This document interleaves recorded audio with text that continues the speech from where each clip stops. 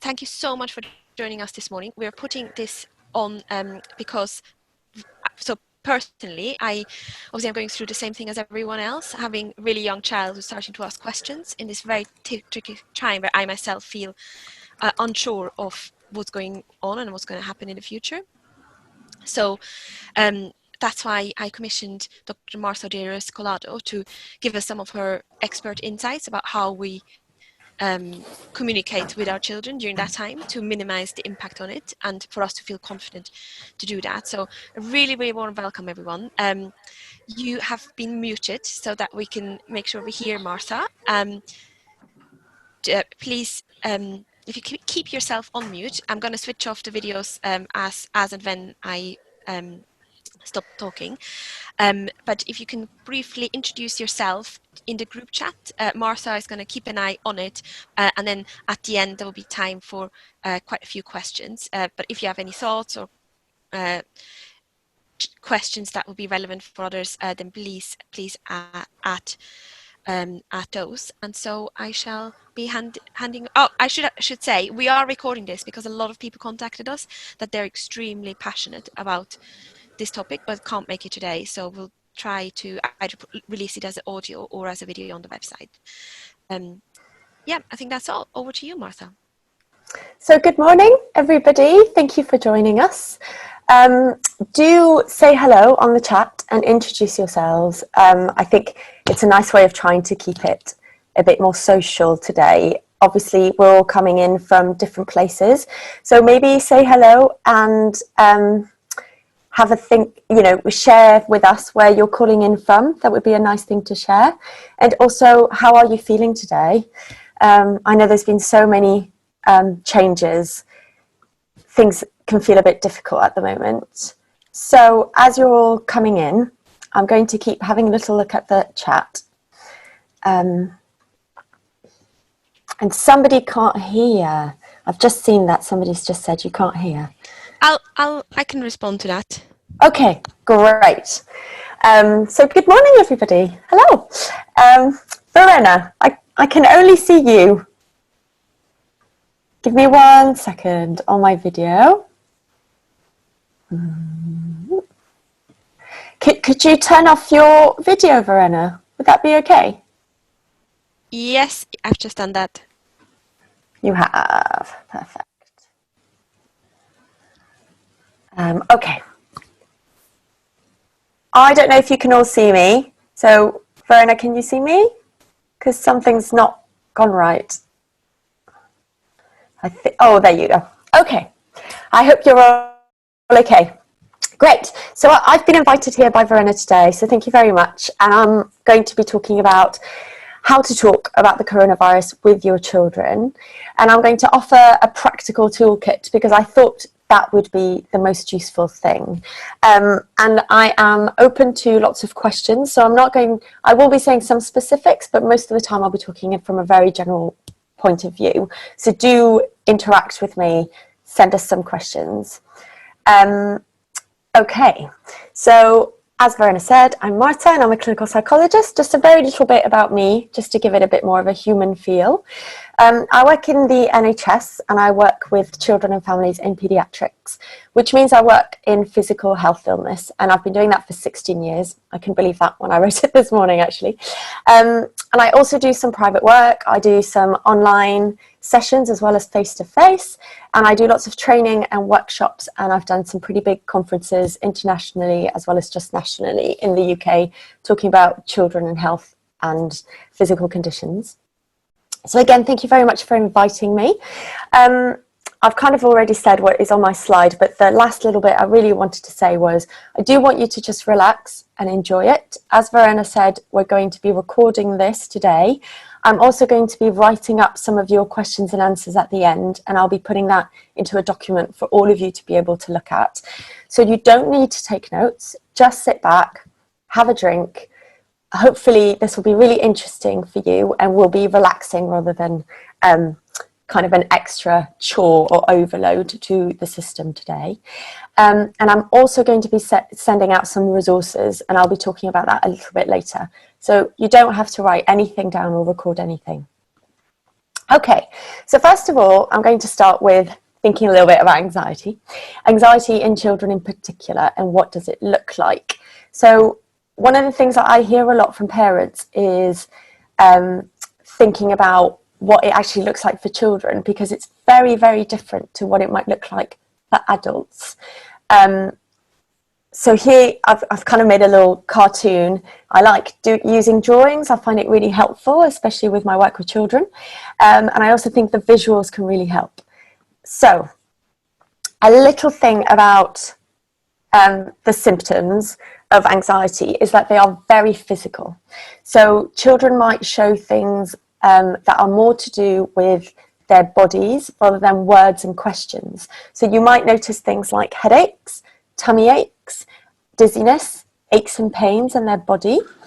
And sometimes that can be difficult to differentiate between a physical illness and anxiety. So the best way to separate it is to consider that when it is anxiety coming out in children's bodies, it usually comes out at a regular interval. It usually comes out before an event or during a specific event, so it has a pattern. It does not come with a temperature, so that is one of the best clinical signs of illness. If your child doesn't have a high temperature or a fever, they're probably not sick, and it might be anxiety. Other things that you might see, especially now at home over this period, are things like sadness and clinginess, a little bit of tearfulness that is out of sorts compared to how your child would normally be. And things like being very tired or being unable to sleep, waking up at night, having nightmares. So those might be some of the signs that you see in your child that make you think, okay, anxiety might be around. And when we think about anxiety with children, it's really important to know that the younger your child is, the more they are feeding off anxiety at home and from you. So often children don't worry like adults do.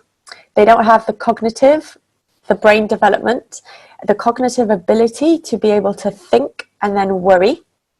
So up to the age of about 9, children won't be thinking about lots and lots of worries. They might be saying lots and lots of questions, and they come from a place of curiosity rather than worry. And what often happens is as adults, we receive those questions, and they are things that we might be worrying about. So we perceive that as our child being anxious, but that might not be the case. So I think that's really important as we're talking today for you to have a think about. Children might constantly ask the same question, but it might not be because they're feeling anxiety. So the main signs of anxiety for children are physical and behavioural. They're not really in terms of what they're saying. That is an adult way of feeling anxiety and expressing anxiety. So the other thing that I'm going to talk about briefly is children's understanding of illness. And I'm going to talk about children from the age of 3 to 7 and then 7 to 9, because they're the age group I think that Verena said most children are in primary school. Things change as children get older. So young children have a really simple understanding of their bodies, and they just understand what they can see with their eyes. That is to do with their brain development. So their brain development is incredibly concrete, and they cannot imagine what it looks like inside. So abstract concepts such as time, such as illness like a virus or germs, they mean nothing to children. If we talk about things like you might catch a cold, children think that is a bit like catching a ball. A cold is a thing. It is not. If they can't see it, they don't understand it. So things like being unwell become a magical experience to children. So I've put an example down, like if you don't wear your coat, you might catch a cold. Children will associate a coat as protecting them from physically catching this thing. So some children might actually wear a coat all day long, even at home. If they've been ill before with a cold and it's felt really bad, they might get scared. So that is something to consider in terms of how we speak to children, their understanding in terms of their brain development and what the meaning of words is to them, because it's very different to what words mean to us. As children get a little bit older, between the ages of 7 and 11, so still at primary school, but their brain has developed a bit more. And the reason why there's always an age range in everything I say is because children progress through stages of development differently. So some children will get here a little bit sooner, some children will get here a little bit later. So their understanding of illness is a little bit clearer. They have started to think about basics in the body, such as lungs and heart, and they probably know where they are, and they know that they need lungs to breathe. And if you ask a child to draw their body, most children will start to draw internal organs as well, whereas children before the age of 7 will not. It's just arms, legs, hands, eyes, whatever they can see on the exterior.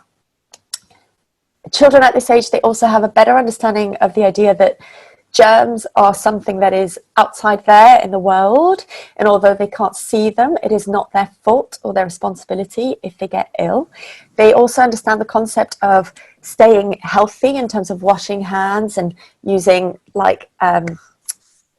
using tissue paper when they sneeze, that kind of thing.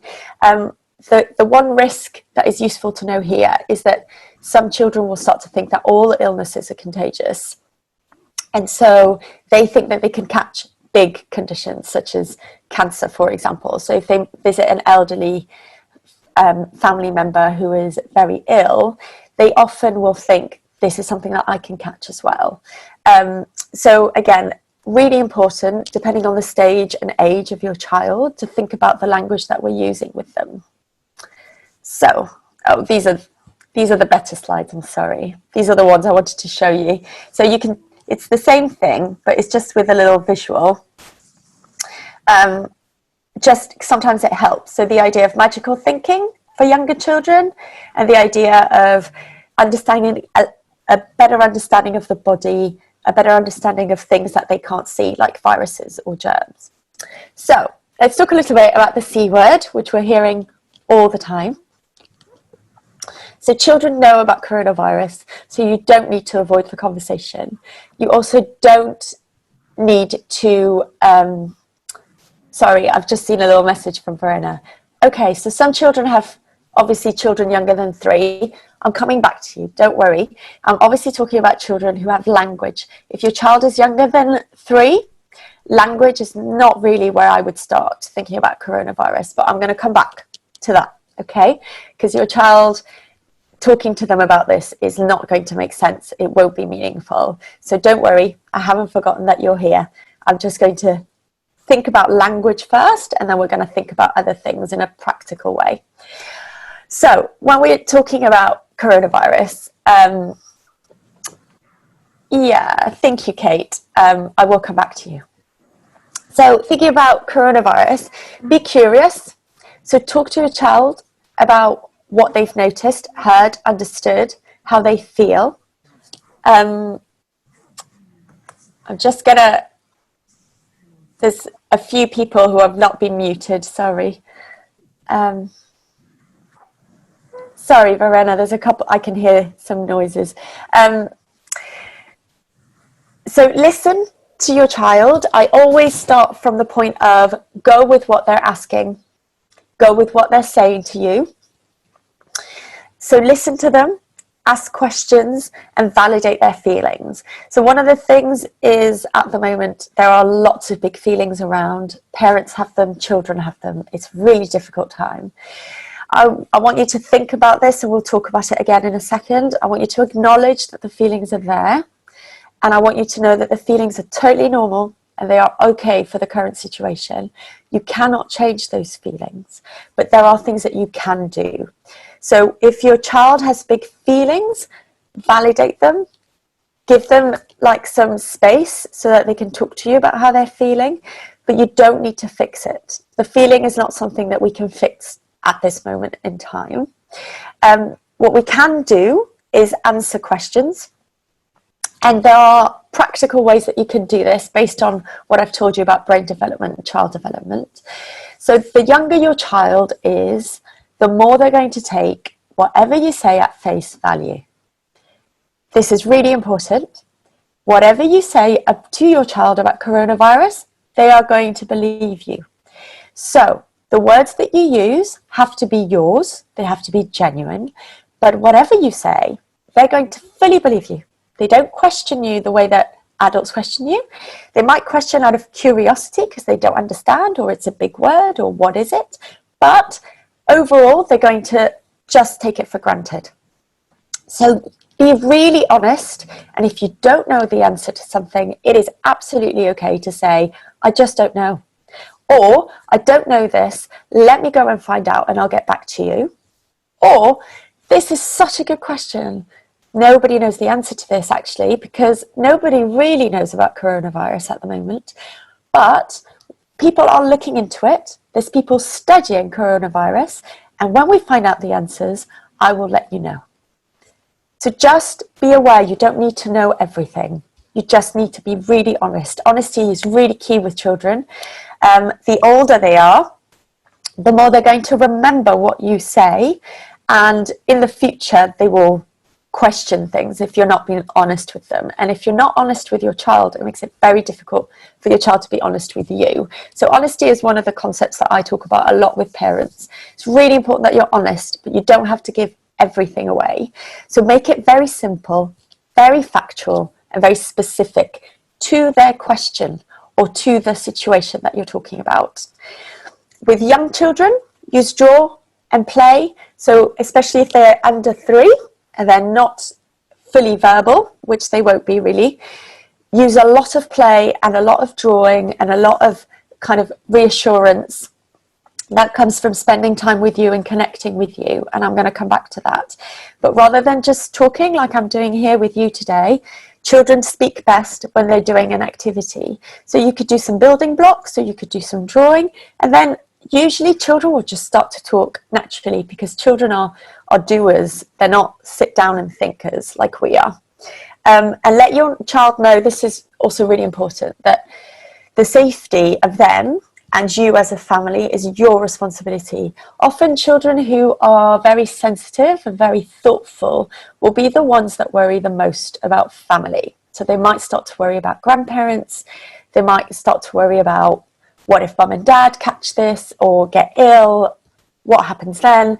I think it's really important that you remind your child that actually those are adult responsibilities. So something like, my responsibility as a parent is to look after you, and I take that responsibility really seriously. Your responsibility is to wash your hands, do some playing, and later on we're going to do some baking together. And if we both do our responsibilities, if we both do our tasks well, then everything will be okay. Can you do that for me? So what you want to remind your child is, you're safe. I'm dealing with that. You just have to deal with washing your hands and doing some playing. And most kids, you might have to repeat it more than once, obviously, but most kids will just accept that. Okay, so this is a slide I wasn't sure about sharing, but I think people want to see it. So I'm going to put it out there. However, these are my words. These are not the words that you need to use, okay? It's really important that you know that because I don't know your family and your unique story and who you are, I cannot say this is how you should share it with your child. It would mean having to talk to each of you individually to give you that. But I'm just giving you kind of a general idea of things that you might find useful. So this is for children 3 and above, not for little children, but you can try and use a little bit of it if they understand language. Obviously, every child is different. Some kids' verbal comprehension is better than others before the age of 3. So there is a virus that can make people very sick. Some people have given it a name, coronavirus. Have you heard of it? So the idea isn't you tell them everything. You tell them little bits of specific information and you check in with them. Have you heard of it? Shall we talk about it? What do you think of that name? Shall we call it something else in our house? Do you want to draw it? You know, maybe have a think. It's just one little bit and then you move on. You do something else. Another idea might be something like, we don't want coronavirus to make us sick. So if children are saying, well, why are we doing this? Why are we staying at home? We don't want coronavirus to make us sick. So we can stay at home and clean our hands, and that will keep us safe. So something like that. Very simple, but again, very specific.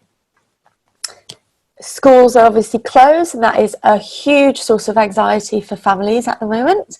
Something like, you will not be going to school for a while, mommy and daddy will be staying at home with you. We're making a plan of things that we can do. Do you have things you want to do while you're at home? Engage them, bring them into the plan, bring them into the idea. Ask them, how do you feel about not going to school? Is that okay? Is that not okay? We won't be going out as much, and we won't be seeing friends and family. How do you feel about that? For this one, I would say you can be more specific and say we won't be seeing friends and family face to face, but we can call them and we can video call them. So you can see them, but in a different way. How do you feel about that? Do you have questions? So you want to check in with your child all the time. Children can't take big portions of information and long sentences. So the more you chunk it and the briefer and more specific you make it, the more your child is going to be able to digest that information. Okay. Okay, so here we go. So family, actually, maybe I wanted to say this. I'm going to talk about this very briefly because I do want to go into the toolkit, and then I'm going to go into your questions. So the only additional points I was going to add here very, very briefly is do try and explain changes as they're happening. So things are changing day by day. Obviously, as adults, we live in a world of uncertainty at the moment. That is a very difficult thing to manage ourselves, let alone for our children. So when there's a change and we know, for example, schools closing, tell them straight away. Don't wait for them to overhear it or to get the information from someone else. If you can, try and get in there first, because you are the best source of information for your child and the safest source of information. You're able to choose and tell them what you want them to hear in a way that fits for you and fits for them. And I added some of this yesterday, and we can talk about it again in a minute, but mainly some points about being at home at the moment, out of school. I really shy away from telling families that they have to have a very big routine, and I'm going to come back to schooling. But sometimes, or always, routines are kind of things that really ground children and help them feel safe. So I often say maintaining wake-up times, bedtimes, and meal times the same as you would during school days or weekends at the most. But even during holiday times, this is what I suggest to families, because actually children thrive on knowing that there is a structure to their day. That would be enough. What you do in between activity wise, we can discuss in a minute, and that it really is up to you in terms of schooling and other activities you might want to fit in. But overall, like a general routine, that would be the routine I would advise. And another tip for anxiety is limit the news, the radio, your adult conversations about coronavirus. We're all at home at the moment. It's really difficult to not talk about it. But if you can, don't talk about it in front of your child. If you and your husband get, like I do, a BBC News notification, you suddenly really want to talk about something, try and speak to each other and say, can we talk about this in a minute or 5 minutes time? Go to a different room and talk about it for a few minutes. Wait until your child is in bed or having a nap or playing really nicely, quietly in a focused activity, and go and talk away from your child. Your child does not need to hear all of this, especially primary school children. They are overloaded with information, and that is one of the things that can create anxiety for them, that they just don't understand what they're hearing. So really, really try and limit the news and the media as much as you can for yourself, as much as your child. And then connecting together. So this is something I'm going to bring up again in a minute, and a much like in much more specifics, I guess. Think about this time as an opportunity to spend time together. I know right now you're probably thinking, this is not an opportunity. I've got so much to do. How can I possibly enjoy this time?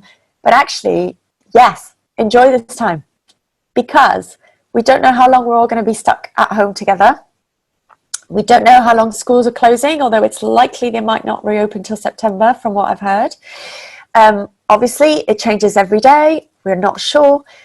What is really true and real is that you can make this time a time your child will remember as joyful, or you can remember this time as a time where your child felt imprisoned.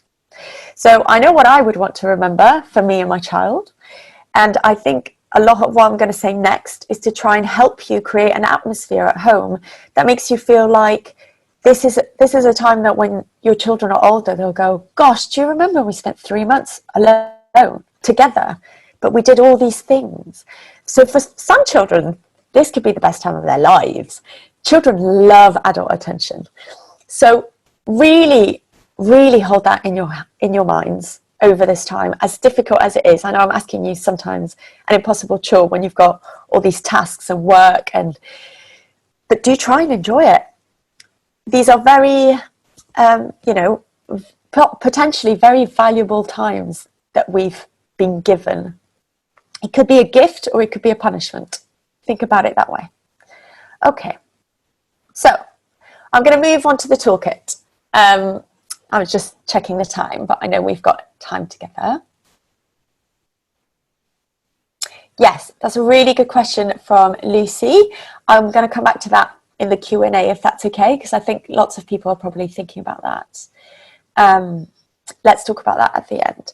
So I'm going to be framing this alongside a psychological model called acceptance and commitment therapy. I'm not going to give a lot of information about the model because I don't think that's the important bit today. But I am going to give you a kind of set of practical steps that you can use for you and your child and your family. Oh, sorry, give me 1 second. Something's just happened to me. I just need a moment. No? Okay, I can't see the chat for some reason. Oh, there we go. There we go, better. Sorry, apologies, pause. So, here we go. So this is a little, I can never remember what these things are called, but somebody wants to tell me what this is called, but it's not an anagram. The word is gone out of my head. But we've called it a kind of psychologically face COVID. And I'm going to be talking about each of these steps in a minute. Some of it is going to be quite practical, and we're all sitting down and I'm going to be asking you to do a little exercise with me. It does not involve anything difficult, and I hope you will be engaging with me because I think it might be useful.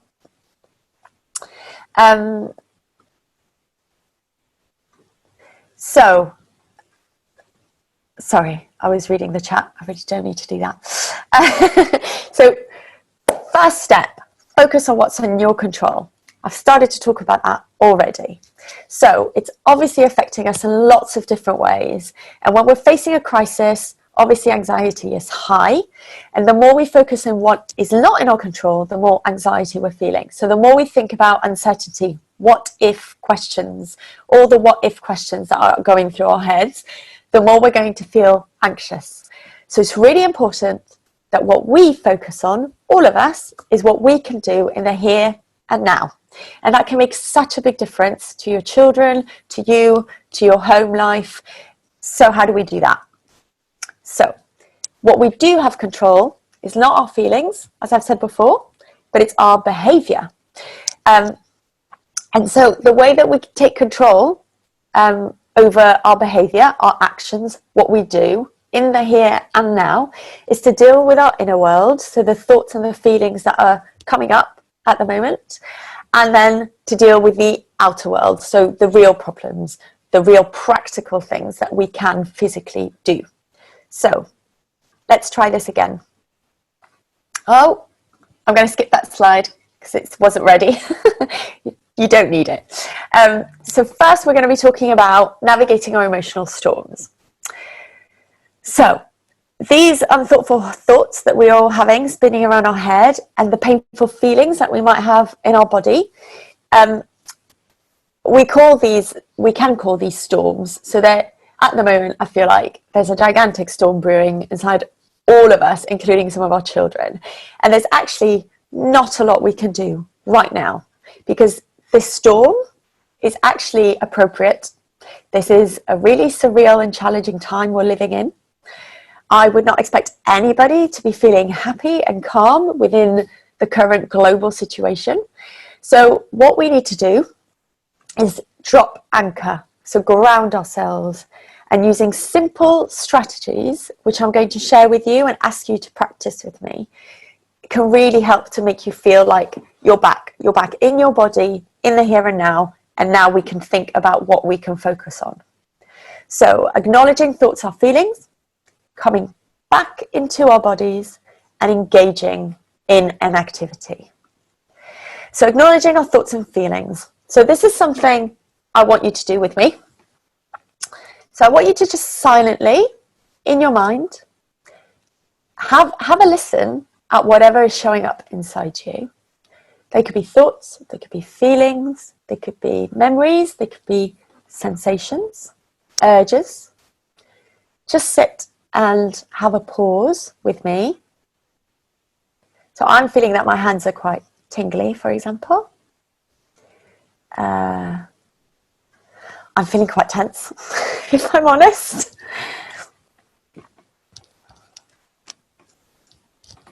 I feel a little bit anxious, and I know that because my heart is beating quite fast.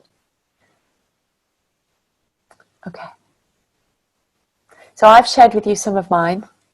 Just wanted you to think, just sit with it. And I'm going to ask you to do an exercise.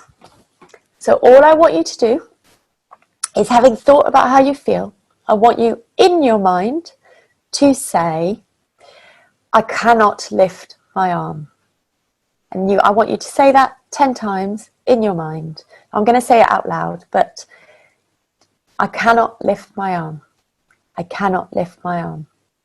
I cannot lift my arm. I cannot lift my arm. I cannot lift my arm. I cannot lift my arm. I cannot lift my arm. I cannot lift my arm. I cannot lift my arm. I want you to keep saying that in your mind. And now I would like you, I can't see you, but I would like you to lift your arm. Now, I can't see you. And usually how this works in a workshop is that I see you, and most of you will pause, and most of you will not lift your arm. Most of you will, yeah. Okay. And that is because we are very used to believing our thoughts. Our minds chatter all the time. All the time. And sometimes we hear it and we accept it. And what happens is we believe it. But actually the thoughts, they're not you. And the thoughts have nothing to do with your physical behavior. So you can say to yourself, I can't lift my arm. You can believe it, but you can still do it. So it's a very simple, basic exercise. But the idea is that hopefully it'll have given you the idea of you can think things, but it doesn't affect your body and you do not have to believe them. And that is really key for the first step in terms of acknowledging your thoughts and your feelings. Because what you can do is say, okay, anxiety, yeah, I feel you. You're in my heart. You're making my heart beat really fast. You're there. But I am safe now. Right now, I am safe. Okay. So what I want you to do is connect to that physical part of you. So once we've left our thoughts and feelings to do their own thing, they're going to keep going. I can't stop them. You can't stop them. What we're going to try and do is connect with our physical body, which is here right now. So we're going to do this exercise together. I'm going to ask you to press your fingertips together like this. Another really nice one is to create a fist or two fists and squeeze really hard, just like 4 or 5 times. Then I assume you're all sitting down. I want you to push your feet against the floor, flatten your feet. Some of you are probably cross-legged. Uncross your legs. Put your feet flat on the floor and press hard. Now stretch. Oh, that feels actually really good. Stretch your arms out. I can't see you, but I'm going to believe that you're doing this with me because I promise it will help you. Okay, have a wiggle. Okay, so that took 30 seconds. How are you feeling now in your body? Hopefully what you've noticed is, oh gosh, my shoulders have come down. Mine definitely have. Oh, feel a little bit more in your body?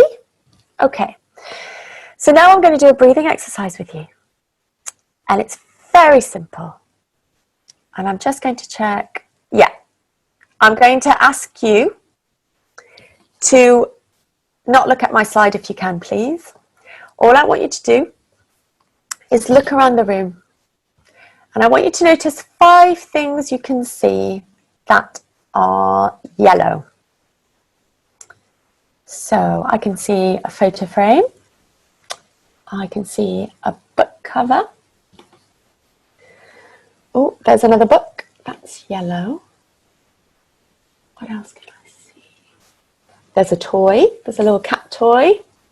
That one's yellow. And my blanket's got a bit of yellow frill. Now I want you to notice 3 or 4 things that you can hear.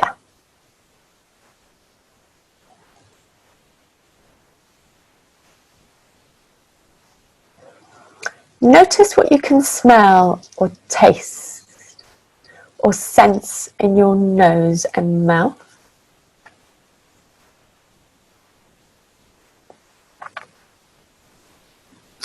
And now, with your feet flat on the floor and your hands resting comfortably beside you or on your lap, I want you to take a breath in through your nose and out of your mouth.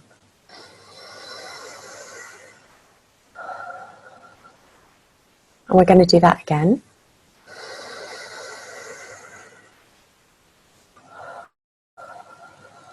And we're going to do that one last time. And I want the breath out to be a little bit longer. And make a sigh if you can. Ah. Okay. How are we feeling now? Are you feeling more like you're here?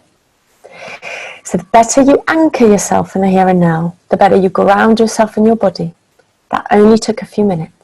The better you're going to be able to put actions in place for you and your family. So, when the chatter is happening, take a moment, take a pause, just a few minutes, do that little exercise that we've just done together, and then you can act. Right now, I feel way better. And I really hope that you've done that with me and you feel it too. So committed action, that is about engaging in activities that fulfill you. So what questions? These are questions I'm giving you because telling you what to do is not right. We're all different and we all have different needs and different priorities. So have a think about what can you do right now that can bring you or your child joy. What are the most effective ways to spend time at home for you? What are ways that you can look after yourself? How can you realistically help those around you? Could be family, could be neighbours, could be friends. What is realistic in terms of what you can do? Could you cook a meal? Could you read a book? So repeatedly, across the day, when anxiety, uncertainty, really strong big feelings are coming throughout the day, stop, do that physical exercise that connects you to your body. I've kept it really simple, so it literally takes a few seconds. And consider some of these questions. What can I do practically? So opening up is, we've talked about it, but I'm going to carry on talking about it. Accept the feelings. Be kind to yourself. Take a break. So one of the things that's happening at the moment is people are overloaded. So many work tasks. Childcare on top of everything. Looking after a toddler and a teenager, or, 3 kids at home, and I'm trying to do my work in my office. Too much. It's too much. I mean, it's too much. So stop, take a pause, make a plan of what you can do realistically. What is possible? This isn't for a day or 2 days. This is a long-term plan. If you're doing too much, stop. And we can talk about it in a minute. But the difficult feelings, they can't stop. What you do, that can change. So this is also very key, especially for little children, so below the age of 3, modelling. The most powerful tool you have as a parent is you. I'm going to say it again. The most powerful tool you have as a parent is you. Your child, all children, learn by watching adults. Language helps. As they get older, language is more significant. But even then, they watch by seeing what you do. If you don't want your child to do something, don't do it yourself. So this is really important because the way we are currently responding to anxiety and the situation that we are all living in, the way that children are seeing us behave towards each other as a couple, as a family, as a unit, that is what they're learning about how they cope with anxiety. So more than all the things I've already told you, because I've told you all of them and they were all true and accurate, this is really important. This is key, especially for little children. How you respond to anxiety, how you respond to their outbursts, their angry outbursts, their clinginess, that is teaching a model of in the future, when you're scared, when you're anxious, when things are overwhelming, this is how you respond to it. So when I ask you, and repeatedly will ask you to take a break, to take a pause, to do a little exercise that connects you to your body, they are not just for you, they are for your child. Because what I really want is more positive outcomes for you and your child. And I want our children, all our children, to have the skills and ability to cope with anxiety and stress. And how you respond is the biggest learning tool that they have. So ask yourself, if you're thinking, I can't do it, I just can't do this, Marta, stop telling me to take a pause, I've got too much to do. Another way of trying to get you there is to think, if someone I loved was going through this experience, how would I treat them? What might I say or do? If they called you and they were like, this is how I am, try and treat yourself the same way that you would respond to them. Okay. Now, values, really important, because for me, they're your guide for those actions that I've just talked about. And I will, in the next 15 minutes, I'm going to give you some ideas of practical actions that you can take. But you don't need to do what I say. Because again, this is really important. I work with families and all families are unique. And it's really important that whatever you do fits for your family. So I might be sharing things and you think, that activity is not for me. That's fine. It has to work for you. But the one thing that usually helps guide activity is values. So have a little think about what your core values are for you, for your life. So values can be things like love, respect, humour, courage, honesty, openness, kindness. We all have values that direct our lives. And some of those values are more important to some people than others. And that is absolutely fine. So look for ways that you can sprinkle values around your day, and preferably through committed actions. So activities that you engage in. And these questions might be useful when you're thinking about this. So what do you want to stand for in the face of this crisis? And what do you want your child to remember in years to come about this moment? I know I've already said this to you, but probably this is the key question to hold in your mind. What do you want them to remember about this time at home? How can you make sure that you do things that help them remember this time the way you want them to? And then, what can you say or feel that will make you feel like really proud of your response? So that last question, you can also use at the end of your day. What have I said or done today that makes me proud of how I handled the situation? It's really important at the moment that we acknowledge that things are very difficult, and that you also acknowledge what you do well. And you will be doing so many things well. I know you are. Even if I don't know you, you will, because we're all doing our best. And the fact that you're here listening to me just says how much you actually care about your family and you care about what you're doing. So acknowledge this. Be proud of it. Maybe talk to your partner. Maybe share it together so you can tell each other what you're proud of. At the end of the day, that can be like a 2-minute exercise that really uplifts the mood. Finally, resources. And I'm going to be sharing some with you now and also a little bit later through a link that I've created for today. Have a think about your resources. So things like neighbours, health professionals, emergency services. Yes, I know I'm talking about anxiety, but we need to be realistic. There might be times that you need to call 111. Make sure you know that you can call 111. Make sure you know who to call.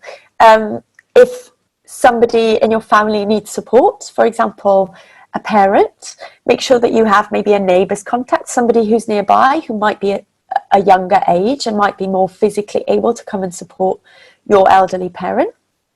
Have that as a plan. That really helps with managing the current situation. So this is about me, but I also hope that I can be helpful. I am a resource to you. You've met me now, so I'm around. I'm on Instagram and I have a little page where I've started to put out some information which I hope is useful. Some of what I've talked about today I've put in a few posts as well. I'm also part of a collective of clinical psychologists, and we all work with parents, children and families, and we also have an educational psychologist as part of our group, and we are putting out lots of really hopefully useful information, but factual evidence-based information, because one of the things that's really important is that you're getting your information from trusted sources. There is so much bouncing around on Facebook and social media that is just not helpful. So make sure that you go to the right place. So the WHO is a great source of information. The nhs.net NHS website is also a great source of information. I'm starting to think that the BBC is actually framing things in a way that isn't helpful for everybody all the time. Maybe limit how much you use that as a source of information. Every Wednesday on Twitter, this is a new thing I've started, but I'm going to be live between 8 and 9 p.m. So you can use the hashtag AskDrMDC, ask me questions, and if I can help, I will. I also try and put up information. I'm doing it on a weekly basis because everything is changing right now. This week we talked a little bit about school, and next week that question might come again, or we might be talking about something completely different. So if that's something you want to participate in, do come and join me. And Wakelet, so that is a resource and a link that I'm creating for you as a group, where I'm going to put in my slides. I'm going to put in typed frequently asked questions that we're going to discuss in a minute, and I'm also going to put in resources for you. So the British Psychological Society has brought out a booklet on how to talk to children. Kind of says similar things to me, unsurprisingly. We're all part of the same profession, but it's a useful resource, so I've put that in. I've also put in a couple of papers that colleagues have started to write about coronavirus and anxiety, as well as one of my blog posts, and I think there's a few other bits, resources for children like Cosmic Kids for yoga. Lots of parents use this already, I know, but might be helpful. Things like Oxford, I can't remember what it's called now, but something to do with an online school. Oxford Learning, I think it's called, and it's really helpful. There's some really practical, nice tools for learning for children that are not like school, but they are educational. Right, and the last one, so face COVID, is disinfect and distance physically. I think I would be doing a disservice if I didn't constantly say this, and I really feel like I've got a duty of care towards anyone that I speak to as a professional in the NHS.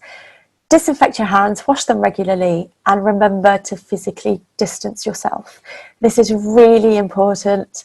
I know it's hard, but it is what the guidance is telling us is the safest. It is what all my medical colleagues are saying is the safest. I've been physically distancing myself from everyone since Monday, so I haven't actually left the house at all, other than for a little walk in the garden. So do this, please. It is not just for you and your family's safety, it is for the safety of a whole community and to support the key workers, the NHS staff who are working so hard for us. But this doesn't mean that we need to cut off emotionally. So do stay in contact with people, do video calls. I find video calls are really important right now. I want to see people's faces and hear their voices. I don't just want to chat on WhatsApp. So do that. Set some time, send some video dates. I've got a little date tonight with my girlfriends and we're going to have some wine at 6 o'clock on a video link, and there's going to be 6 of us and it's going to be great. So think about that. Think about what helps you stay social, what helps you and your family stay social. So another practical idea, set up a first aid kit, a mental health first aid kit for you and your family. This is ours. And I mean, I took a pretty picture, but it is ours. This isn't something I've made up. This is true. It's more for our daughter. And I know that we were talking about what do you do if your child is under 3? This could be really helpful for you. So children express anxiety and they're absorbing it from the environment, from a home environment, which hopefully I've given you some practical tools of ways that we can shift the atmosphere just by getting into our bodies and being able to action things from a different place, from a different position, no matter what the chatter is in our heads. Now with little children, you might see, like I said, clinginess, crying, angry outbursts, very common. You know, things are confusing to children. They are confused, especially when verbal ability is low, so below the age of 3. They'll just be physically acting out. They are like little bubbles of anxiety that are just popping all over the place. So one of the things that really helps, if they can't do the exercise that we've done as adults, they can, however, you can support them in engaging the 5 senses. So engaging with our 5 senses relaxes our body. And this is a great tool for us as well, which is why I called it a family toolkit. It doesn't just have to be for your child. Use some of this as well. So touch. And I can refer back to this if you need like ideas. So touch are objects that feel nice. Things that you like to hold. So, you know, we're doing that squidgy with our hands. We're squeezing our hands to kind of get back in our bodies. If you like having a little squidgy ball or a stress ball, I know some people like them, or a fidget spinner. Kids love a fidget spinner. Have them at hand. So I'm going to go through the side, but just before I say all of this, make sure that your toolkit is actually somewhere accessible. So pull it together. Put it in a bag, put it in a box, put it somewhere nice that you could just literally grab when you need it, because that's really important. If you have to run around the house finding your squidger or a spinner, it's not going to work. Because by the time you've gone to find it, you're like, oh, you found something else, you've thought of something else, you've had a different conversation. Make sure that this is like a toolkit, like a first aid kit that you'd grab if you needed, somebody's cut their finger and you needed a plaster. So find something nice that you like to hold or come back to. For little children under the age of 3, that might be like a teddy or something. So my little girl really likes that orange squidgely ball. She loves that thing. So that's hers. Something that she likes to touch. Sight. Look at something that reminds you of being loved, supported, safe. So for adults, it might be a photograph, or it could be, some people have little cards that have like mantras on it or positive quotes on it. Anything like that. Anything that you're like, oh yeah, when I look at this, it makes me feel good. I like this. Have that at hand, put it in your toolkit. For little kids, again, below the age of 3, it might be a soft toy. So for my little girl, that little teddy bear, she actually sleeps with a teddy bear, but she's got 2. So that's the one that I've put in her toolkit because she always gives it a little hug and goes, ah. So have it ready. Something that she can see and hold on to when she's like starting to get really tense and I can see it. And it's comforting for her. Smell. Smell is so important to us.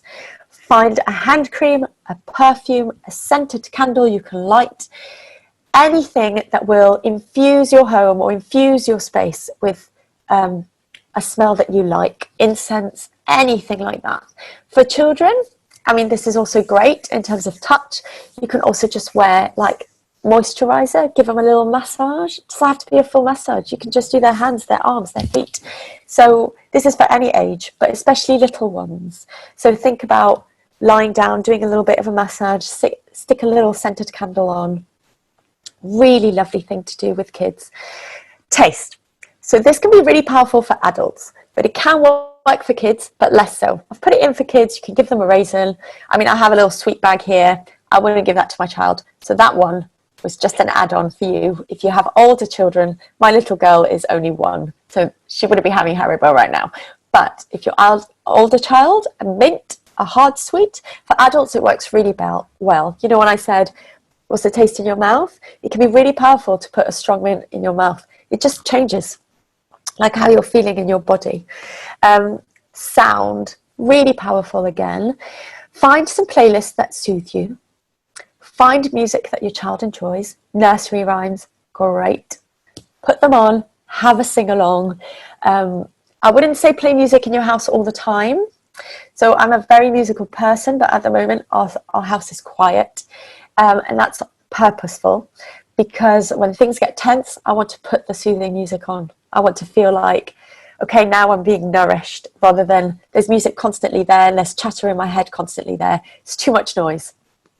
Do what serves you, though. I'm just giving you some ideas of things that help. Some people like audiobooks. Get an audio story, get a book out with your kid, listen to the story. And yes, with younger children under the age of 3, do some dancing with them. Do a nursery rhyme. It totally changes the mood. If you start to get up and dance and sing, I promise you your child will not be kicking off.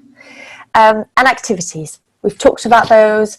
Think of a list of activities, and I've given you some examples. I will repeat, these are just examples, just ideas for you to think about. So drawing, colouring in, playing music, especially with younger kids, get up and dance when things get difficult. It really helps.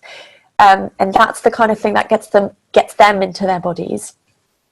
Puzzles, building blocks, make slime. Some people don't like messy play. Don't do it if you don't like it. If you're into it, making slime or Play-Doh or playing with Play-Doh is so good. It's really good for motor skills, and you can use it in an educational way if they're old enough. You can use it to count. You can use it to replay like a topic in history or geography. You can make a landscape. There is so much you can do with Play-Doh. Read stories, make funny voices, make it enjoyable. Again, it can be educational, but it's about enjoyment. Go for a walk. Open those windows. The amount of parents I've been talking to recently who just don't open the windows at home, it's not going to come through your window. Open the window. Let the fresh air in. Let the sun hit your face any way that you can. I know lots of people haven't got the privilege of having outdoor space, but if you can get to a park that isn't a playground, like a park, like the woods, go for it. Have a little walk. You're unlikely to cross with somebody closer than like 2-3 meters, but it will really help you and it will really help your child. So this weekend, one of the things that's happening, if you don't know, is the National Trust. I've opened all of the National Trusts nationwide, completely free. They're offering everybody private space.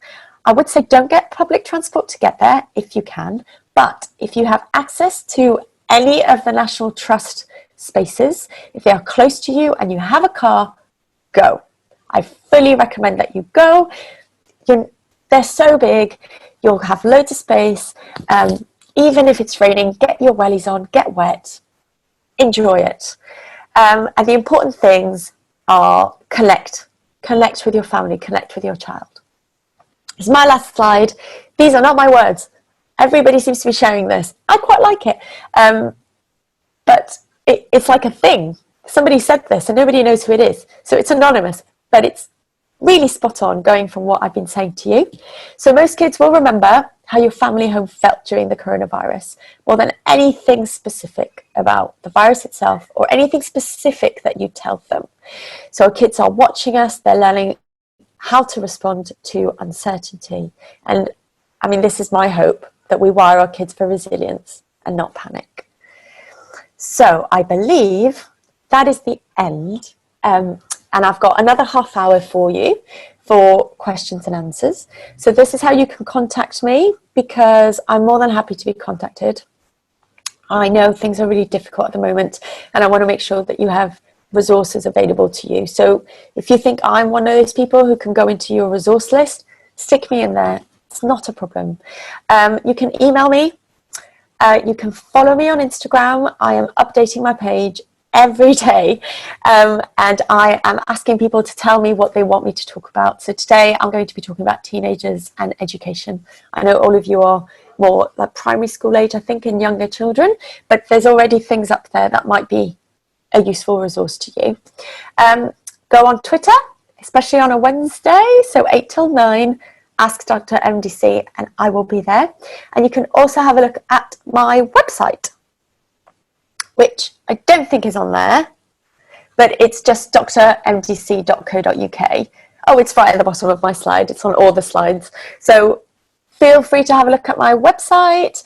You can contact me through my website. And as I said at the beginning, I'm setting up a Wakelet, which is kind of like, if you've not heard of it before, it's a bit like Dropbox. It's basically a website which is protected, so it's just for us. I'm making it just for our group. I'm going to set it, I'm going to set it up with all of these resources and the Q&A, because rather than sending lots and lots and lots of links to Verena and then she bombards your email with lots of big files, I've set this up so that I'll send one link that you will all receive and you can access it through that way. It will also probably take you through to my website, so you can have a look there. If there's anything else that serves you, then feel free to use it. So I'm done. I'm now open for questions. So I know, Verena, that you've been doing some themes. I haven't looked. I tried to look before, got distracted, so I've just stopped. Yeah, sure. So hi.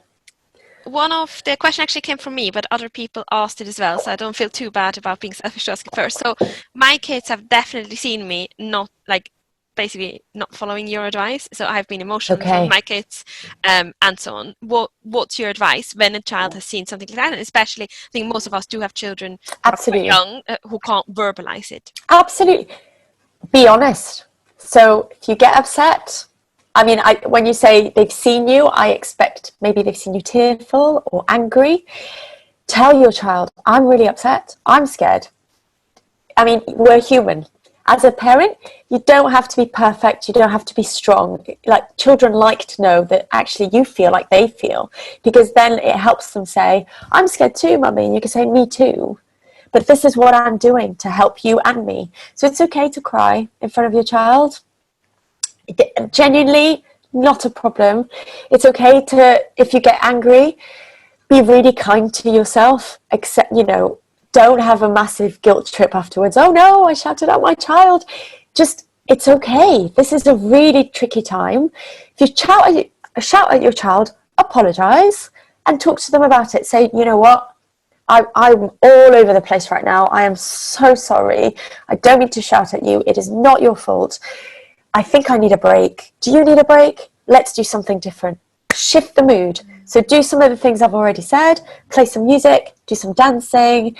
Do some massage. Like, think about your 5 senses. Really important, especially the younger they are. So I think a lot of parents are feeling with their toddlers.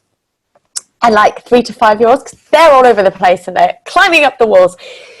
Do something physical with them. Just stop. I know we're all trying to work. I mean, I'm the same, trust me. And I've got my husband here and he's working full time. And we've got a 1-year-old and she's all over the place, like more than usual. She can feel it. We've all got it. We've all got anxiety.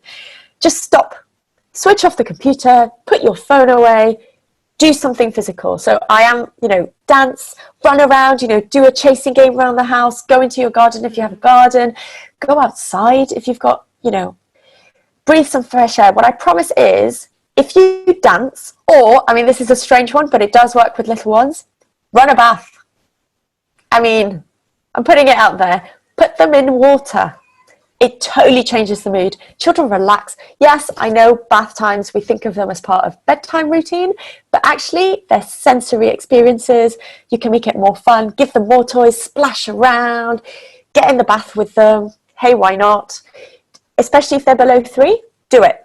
So jump in water or dance, and it just changes everything. And even if you're thinking, I've got a million tasks and I've got a phone call in half an hour, it will definitely help you. So that half hour that you use is not wasted. Yeah, definitely. I like it. And yeah, I think even if you then have to change, at the moment my policy is just let them make as much mess as possible. Yes. There was another question from Lucy, which was around, that key worker question. Yes. How we reminds me.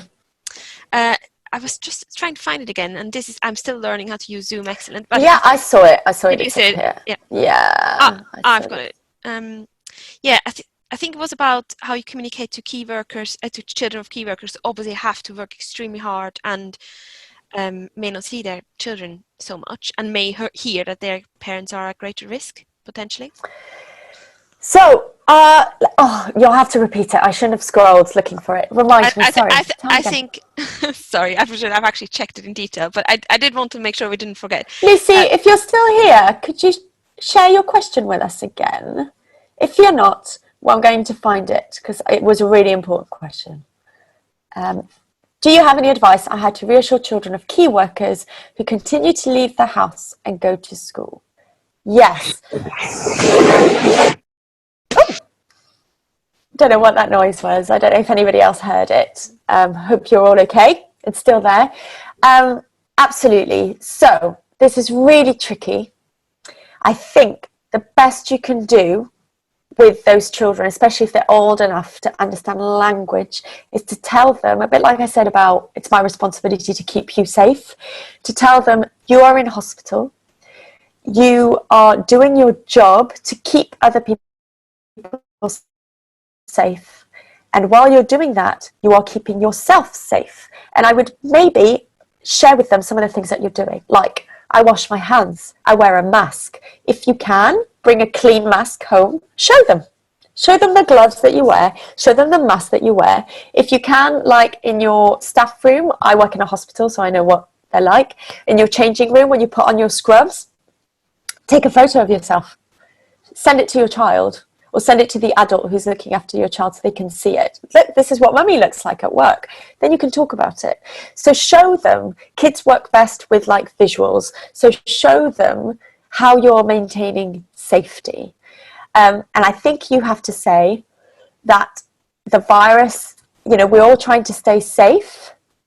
But if mummy gets ill, or daddy gets ill, whoever it is that is out, he or she will be having people who look after them and will be trying to help them get better. So you don't have to worry about that. Again, you just have to worry about what you can do. Wash your hands, do some playing, be really nice with daddy while you're at home. Mummy will come home. I work with lots of medics who work in intensive care, so they're doing long shifts and not seeing their families very much. And I work with colleagues who are ill at the moment and they're quarantined either in their own house or in a hospital. Stay in contact. So physical distance doesn't mean emotional distance. Video calls, texts. Get the parent or the adult who's looking, I'm assuming it's not grandparents because it wouldn't be safe for the grandparents to look after their children, the children. Get the kids to write letters, do pictures. If they want to contact mom and dad on the day, I would, if you can, allow it, but just tell your child, I will see your message, but I might not be able to respond because I'm working. But it would be really nice for you to message me. I'd like to see it. Send me a photo, send me a picture. And at the end of my shift, I can look at it. So that's how I would keep it. I would keep the same kind of advice. Honest, specific, make it visual for younger children. Remind them that it's your responsibility to stay safe. Yeah, I hope that's useful. That's very powerful, and I think what you're reminding me of is this whole idea of physical distance but social solidarity. I don't like the phrase social distancing. I do think it's about that physical distance but social solidarity. Absolutely. Yeah, I agree. We've had a question from Lisa, and obviously this may... Somebody's asked something. Yeah. How would you tell a young child that someone they know has died? Very good question. So, I do this all the time at work. Unfortunately, I work with very, very sick kids who have siblings as well. It is not a bleak question. I think it's an important question. I think it's something I'm going to try and type up in a way that is useful to all of you. Again, similar to what I said at the beginning, it is about making it age appropriate, developmentally appropriate. So if, in terms of the circumstances, I will just imagine somebody died very suddenly. I would, again, with death, like with illness, be concrete. Children don't understand things like grandma has passed away. Means nothing. We've lost grandma. Children will think they've gone missing. And when you see them upset, it'll be because they think nobody's going to find grandma. She's lost. Why are we not looking for her? So things, use the right word. So grandma has died. This means we can't see grandma anymore. So we can't see grandma anymore. We can't hug her anymore. We can't touch her anymore. You can't give her kisses anymore. When we go to her house will be empty. I know this is sounding like hard, but it's true and it's the reality. And then again, do you have questions? How do you feel about that? For younger children, so below the age of 7 to 9, they won't understand it. Again, they will only understand your response to death. So lots of parents tell me, yes, but my 4-year-old cries when I talk about grandma. And often what I'll say is, are you crying when you talk about grandma? And often they say yes. I'm like, your child's crying because you're crying. And I know this feels really hard, but they don't understand death. It's abstract. They've gone to heaven. Heaven is a place to children, like you go to Spain. I have worked with kids who have got really upset after 3 years of a grandparent dying. And when I've then had like a grief bereavement session with this child, they've said, but why are we going to Mallorca? I want to go to heaven and visit my grandma. So parents will take that as, oh, they want to die like grandma. They don't. They just think heaven is a place. So be really, again, very concrete, very careful and specific about the words that you use. And with death, one of the things that I would plan, and there's no need to plan now, I don't want people to start worrying and panicking and doing this. These are just ideas, resources to kind of hold in the back of your mind. Make a memory box, a little bit like the mental health kit that I've talked about today. Same principles, but about the person. So visuals that remind you about the person, lots of photos, maybe, if my grandma really liked lavender, which I don't, but, a little sprigs of lavender, things that remind you of that person in terms of touch, smell, a jumper, a fabric, anything like that, anything that kids want to remember about that person, put it in the box. Write letters. So if an elderly relative gets really unwell, you don't have to plan for death, by no means, but you can plan to kind of build a memory box, and you don't have to call it a memory box. You can call it a box to think about grandparents or something like that. Give it its own name, Nana's box, something like that. And you can write letters that you send to grandma. You can take pictures of it, because as your child gets older, they can go back into the box and look through these things that have happened. Most kids won't understand and experience death the way we do until they're above 11. So some kids revisit grief and revisit dead relatives when they are older.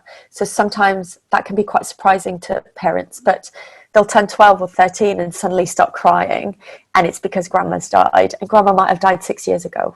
That is normal and that is okay. And if you've got something like this, a toolkit, then you can share that with them and talk about it with them again, because their brain's suddenly developed and they've suddenly gone, oh, I get it. They're not coming back. I don't get to see them. Is that okay? It's a lot of information I'm giving, I think. I don't know if it's too much. Lisa, does that, I mean, personally, I'm finding it really, I find it quite emotional to hear. But yes, also it is emotional. I find it really reassuring to know that. I don't know how to put it in words, but actually Yeah, it is gives me like a emotional. lot. It actually gives me a lot of safety that I know how Good. to have that conversation with. Good. So thank you for that. That's very powerful. Talking Please, about death is very emotional, but be reassured, whatever you say to your child, remember this, they take it at face value. They believe you. So you are the best guide. You're the best source of information for them. yeah. Are there? Yeah, definitely. Are there any other questions people have? We've got a bit more time. Thank you, Simona. Not too much.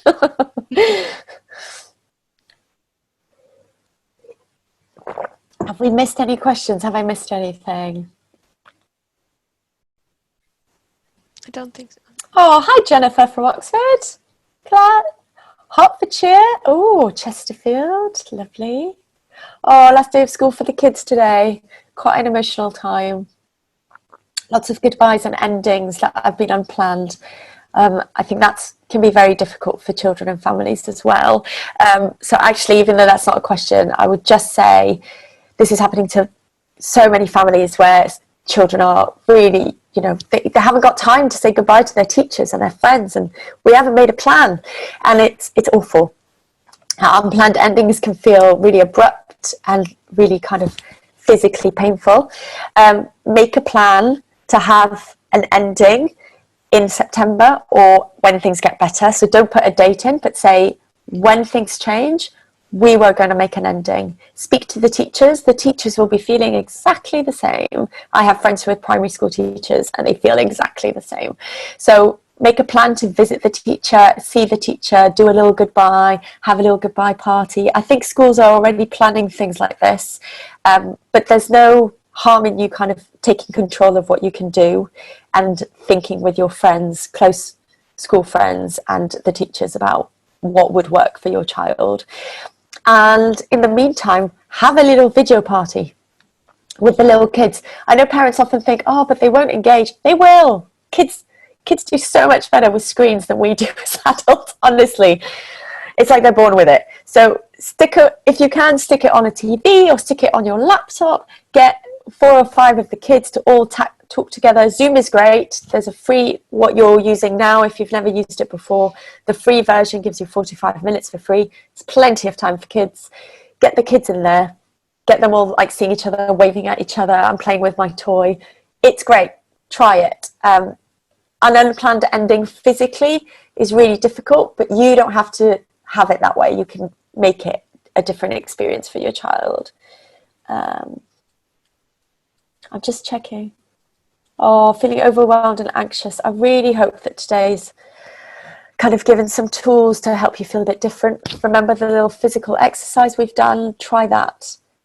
Try it regularly. I'm going to keep it in writing so you can just do it yourself and you don't have to hold it in mind. Okay. Anything else? I don't know if I've missed anything. I'm just looking at it. I don't think you have. Yes, you can watch this video back later, I think, is the plan. So it is the hope. However, as you all know, I have organized this It's on a hoop. So I don't quite know. Yeah, it's definitely recording, so that's a good thing. However, the whole process of uploading it, we'll figure it out. And also, but we have the technology to do this stuff on audio. So I'm very sure, like 95% sure, that we can put it like through the podcasty type thing. So you'll get it. But Martha, you kindly said we can have the slides, which is amazing. And I'm going to try my best on the video. Amazing. And yes, the frequently asked questions, happy for them to go on your website.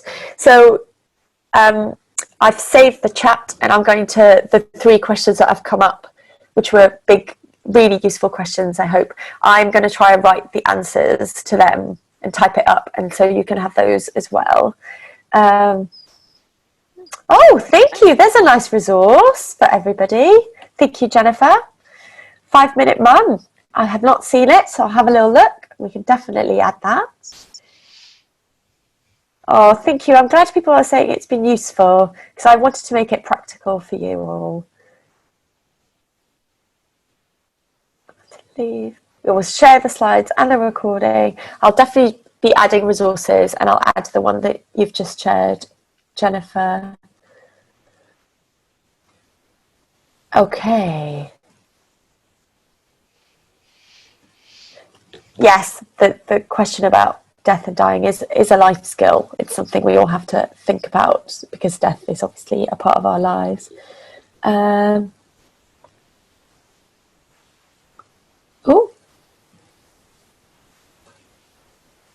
okay, so there's something else. I've asked my 4-year-old if he's worried. He said yes, principally about the Queen dying. Does this mean he's just repeating my language rather than really being worried? I don't know. I don't know. Are you worried about the Queen dying? He might be repeating something he's heard. I mean, I'd be surprised if he was really genuinely worried about the Queen dying. I would ask him what that means. So I would be curious about it. I am curious about it. So ask him what worry means, because 4-year-olds don't understand worry like we do. They have a really good vocabulary at that age, but their understanding is not the same as us. And worry is a big word. So I would say, if he said that to you, I'm worried about the Queen dying, I would say, what does worry mean? Can you explain it to me? When you're worried, what is that? What does that look like for you? What does it feel like? It can really help you to understand what it actually means. He might say, I don't know. And so then I'd say, okay, so where did you hear that? Where did you hear that the Queen might die? And if he says, Mummy, you said it 3 days ago, you could go, oh God, what did I say? And then you can say, okay, I don't think the Queen is dying. Mummy's worried. And you can explain what worry means for you. And then say to him, it's okay, you don't need to worry about the Queen dying. Anything else? You could get 32 people on FaceTime. Great. So there you go. You can use FaceTime to chat with, get all the kids together. Kids are getting information from their friends. I might not want to share with them yet. Absolutely. They already, yes. I can't stop them discussing things with friends. How can I talk in a gentle way? Friends chatting about virus and talk about kid stuff. Okay, this is a really good question. So, this is really difficult. No, you can't stop them talking to their friends. You can't stop them hearing information or receiving information from outside sources. What you can do is talk to them about the information that they have. Again, be curious. Check in with them. What did they hear? Who from? How do they feel about it? What are they thinking about it? Are they worried about it?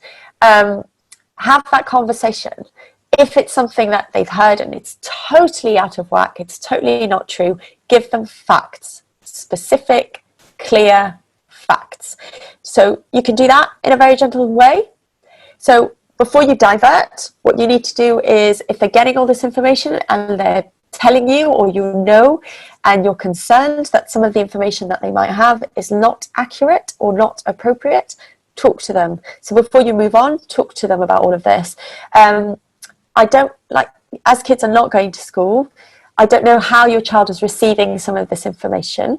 If it is that they're an older child and they're getting it on their phone, on their iPad, on their laptop, what I would do is limit the contact that they have with that, and instead make it value-based contact. So again, going on with the themes that I've talked about this morning, so that when they contact their friends, it actually has a social element to it. So a video call. So if they're on a video call downstairs, not in their room, you can hear it. So then you know what they're talking about. And you can kind of safeguard them if need be. And if they've been chatting too much about things that you think aren't appropriate, you can halt it. The problem is with phones, where it's all text, you can't see everything they're saying to each other. You have less control. So obviously some older kids will want to be doing that anyway. That's what they do. It's part of our lives, you know, social media, etc. But I would limit it. So the same way that you would if they were at school. Most schools have said no to mobile phones in class, etc. This is your house. You make the rules, these sorts of rules, and I actually think they're quite important for now. Limit their access to their phones. So maybe, like if they were at school, they don't get the phone. Between the school hours, at home, you don't have access to your phone. But if you want to do something social and speak with a friend face to face, you can set a video link on your phone or your mobile or your laptop. Does that make sense? So limit the contact that you're not comfortable with, but talk to them about it first. Have a conversation about what they know that you don't know. Yep. Anything else that I might have missed? Oh, I'm sorry, Cheryl, that you feel a bit emotional. I would say emotion is totally okay.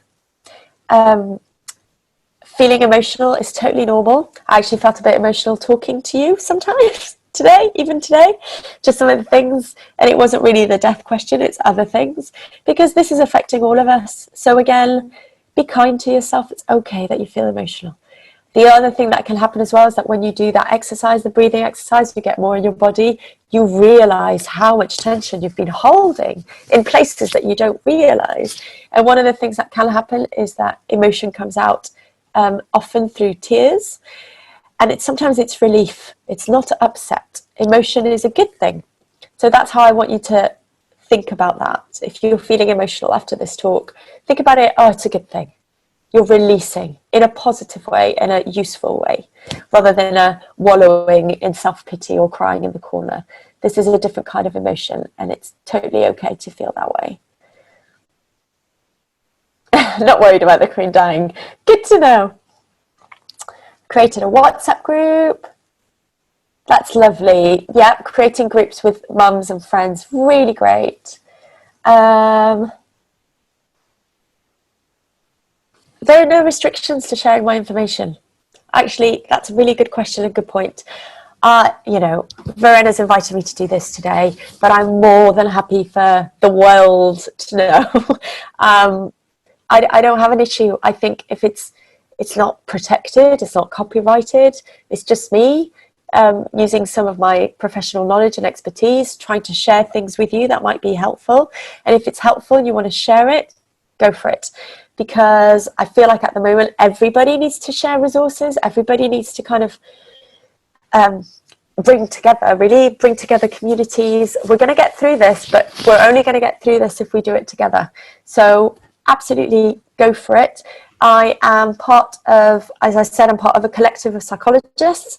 We are sharing lots and lots of information on Instagram, but we run a group. We co-jointly run a group on Facebook called The Village. You need to come through invite only. So if you want to join that group, email me and I will invite you. But you have to email me with your Facebook name because we obviously won't be Facebook friends. And I can add you in. Have a look at the rules of the group. It's an incredibly supportive group. And at the moment, we're actually doing video chat. I did a mini video chat yesterday myself, talking about some of the concepts I've shared today, but much briefer, only within like 7 minutes. And my friend, who is also a colleague, who is also a clinical psychologist, and she works in perinatal psychology, she did a talk yesterday where she did a little bit of a relaxation. What you'll notice is if you join the group, we all do a similar relaxation. It's brief, it works. So keep doing it, and I think we'll keep badgering you with that kind of thing. So yes, share. It's not protected. I don't mind who you share it with. Okay. I think that's it. I think everybody's finished. Yeah. Yeah. So a big thank you, Martha. You're welcome. There's so much I can take away. And for me, the thing that stuck with me was this idea of making it physical and also being a role model. Because even this exercise of looking around the room of yellow post-its, for me, I have lots of yellow post-its. Yeah. Or my yellow on the back. It's just such a powerful way. And I think, it can be any colour, by the way. I chose yellow. I know. But in your head, it can be red tomorrow, pink the next day. The important thing is that what you're doing is focusing on the outside rather than the chattering in your head. Exactly. So I'm thinking, and Lindsay, who works with me, and we are thinking quite a lot about what more to, offer and what more we can do to help during this difficult time, and especially with fellows. So if any of the fellows have any thoughts around what else we could put on, we're a little bit restricted, because we don't have, like anyone else, like we're a social enterprise, we don't have a huge amount of money that we can buy in lots of experts. But I was thinking maybe, like, I would love advice from a parenting expert who's really qualified, who can give us some suggestions on, because now our house is obviously, routines and everything is just, I'd love some advice on that one. And also we've been thinking about having, should we have these virtual coffees with the fellows like that, and obviously could we open that to other people and so on. Yeah. So I have lots of ideas in my head, and I'd love to chat to fellows. So if any of the fellows or today would be happy to have a quick 5-minute call, that'd be brilliant. And actually, Martha, I'm going to call you as well after we finish on this, just to talk through if there's anything that we can do. Sure. Yeah. Thank you, Heather. That's a really good suggestion. Doing something about well-being when working from home. I love that. But great. That's a good one. So I'll get in touch with a few of the fellows, but thank you so much, everyone. You're welcome. To Martha, you've been wonderful, and thank you to everyone who dialed in, and it just shows how everyone cares about their children to make this time to think about how to communicate to them. So thank you very much. So I want to say thank you as well for inviting me, because it's actually been really lovely. I really miss seeing faces. So I hope, it's quite nice to kind of have a different face in your house for a little bit, I think. And it's been really lovely that I really feel like you've all been very engaged despite the format. And your questions have been so relevant and useful. So it's just, it's been really nice. So thank you so much for having me, Verena. And you know how to contact me for everybody else, but also happy to speak to you if it's useful for me to come back on and do something else, or think with you about somebody who'd come and, answer your questions or do something that you want to do for the fellows. Super. Thank you very much. And bye-bye, everyone. Have a great day. Yeah. Have a good day. Bye.